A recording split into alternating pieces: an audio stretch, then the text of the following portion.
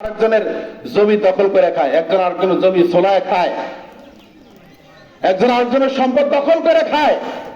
হ্যাঁ, তুই ভাবি, তুই জানোস না, ওই দিকে দখল কর, যা ওই দিকে তুই 10 হাত খা। এইরকম যারা সমাজের মধ্যে কুযুক্তি দেয়, খারাপ পরামর্শ দেয়, এরা হইল সমাজ, এরা হইল খেজুর গাছের কাঁটা, এরা উপকারী না, এরা অপকারী। এদের সাথে সম্পর্ক রাখা যাবে না।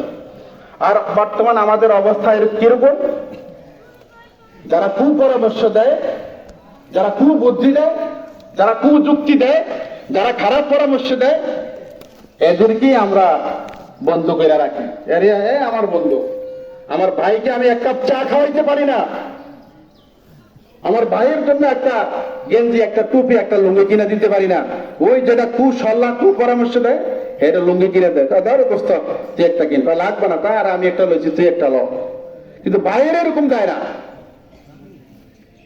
এগুলা মুসলমানের বৈশিষ্ট্য না। এগুলো যদি আমরা পরিহার না করি, মুসলমান হিসেবে আল্লাহর সামনে দাঁড়াইতে পারবো না হাসর ময়দানে। সুতরাং সাবধান। আল মুসলিমু মান সালিমা আল মুসলিমুনা মিন লিসানিহি ওয়া ইয়াদিহি। মুসলমান কাকে বলে? প্রকৃত মুসলমান সে যার হাত দ্বারা, যার জবান দ্বারা, যার চিন্তা চেতনা দ্বারা, যার কথাবার্তা দ্বারা, যার পরামর্শ দ্বারা অপর মুসলমান ভাইয়ের উপকার না হয়, সে কিন্তু প্রকৃত মুসলমান না। সুতরাং আজকে ঈদ উল ফিতর, ঈদ মানে আনন্দ। এই আনন্দকে আমরা ভাগাভাগি করতে হবে। অপর ভাইদের সাথে ভাগাভাগি করেন। আপনার আনন্দ আপনার নিজের মধ্যে সীমাবদ্ধ রাখবেন না। আপনি অপর ভাইয়ের খেদমত করেন, আপনি ভালো একটা খানা পাকাইছেন, আপনি পাশের ঘরে একটু পাঠিয়ে দেন, অল্প হইলেও দেন। আর আল্লাহর হাবিব তো এইটা বলছেন যে আমার সাহাবারা, নামাজ প্রতিষ্ঠিত করো, যাকাত আদায় করো, ফরজে হাসানা দান করো, এবং তুমি তোমার বাসায় যদি কোনোদিন গোশত পাকাও, তাহলে গোশতের মধ্যে সুরবা একটু ঝোল একটু বাড়ায় দিবা। এই নিয়তে গোশতের মধ্যে, গোশতের তরকারির মধ্যে একটু ঝোলটা বাড়াইবা, এই নিয়তে বাড়ায় দিবা। হইতে পারে তোমার পার্শ্ববর্তী ঘরে সেই গোশত রান্না করতে পারে নাই, তার সেই সামর্থ্য নাই, হয়তো তোমার এখান থেকে একটু সুরবা একটু রসা দিলেও তার বাচ্চা কাচ্চারা একটু আরামে রুটি দিয়ে খাইতে পারবে।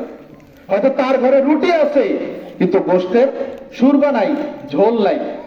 তো তুমি একটু ঝোল তোমার তরকারির মধ্যে ঝোলটা একটু বাড়ায় দাও। এই নিয়তে দেখেন আল্লাহর হাবিব এখানেও মুসলমান অপর ভাইয়ের উপকারের জন্য চিন্তা করতে বলছেন যে ঝোলটা একটু বাড়ায় দাও। যে তোমার পার্শ্ববর্তী ঘরে দেখা গেলো বাচ্চারা কান্নাকাটি করতেছে, কি হয়েছে? রুটি আছে তো ঝোল, গোশত নাই, ডাল নাই, তো তোমার এখান থেকে একটু ঝোল পাঠিয়ে দিবা। এটা হইল মুসলমানের চিন্তা। আজকে আমরা এগুলো থেকে সব দূরে সরে গেছি। আত্মকেন্দ্রিক, আত্মকেন্দ্রিক সুখ, আত্মকেন্দ্রিক আরাম, এটাকে আরাম বলে না। আপনি আরেকজনের কাছে বিলিয়ে দেন, আরেকজনকে একটু শেয়ার করেন, আরেকজনকে একটু সুযোগ দেন, তাহলে আপনার দ্বারা অপর মুসলমান ভাই একটু উপকৃত হইল, তার একটু উপকার হইল, তার সুবিধা হইল। তাহলে এটার দ্বারা কি হইল? দুইজনের মাঝে, সমাজের মাঝে ভ্রাতৃত্ব বন্ধন আরো পাকাপোক্ত হবে, এবং আপনিও খাঁটি ইমানদার, খাঁটি মুসলিমের কাতারে চলে গেলেন। আল্লাহ তাআলা আমাদের সকলকেই এইভাবে পরোপকারী মন নিয়ে চলার মতো, সমাজে চলার মতো তৌফিক দান করুন। ওয়া মা আলাইনা ইল্লাল বালাগ। আমাদের সময় হয়ে যাইতেছে।